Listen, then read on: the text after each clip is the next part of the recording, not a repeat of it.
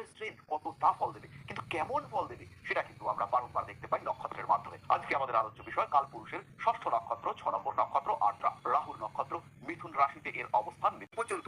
আবার মিথুন রাশির যে মূল গ্রহ হচ্ছে সেটা হলো বুধ, যে কিনা ন্যাশনাল অফ ইন্টেলিজেন্স, ক্যালকুলেটেড, হিসাব, ইন্টেলিজেন্ট, ইনকাম।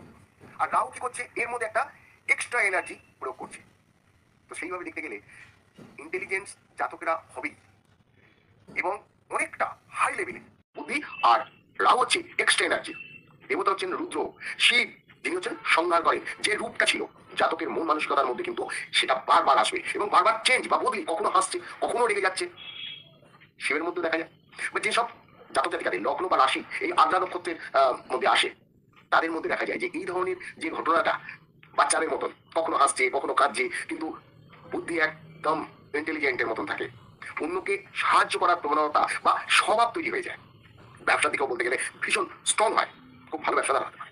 তবে নেগেটিভের দিক থেকে দেখা যাচ্ছে যে শিবের দুটো, একটা হচ্ছে বাবা ভোলানাথ, আর একটা হলো বাবা ভূতনাথ। বুধ আছে, বাকি গ্রহরা যদি সাপোর্ট না করে তবে কিন্তু জাতকদের মধ্যে দেখা যাবে ধোঁকাবাজি, জালসাজি, ক্রিমিনাল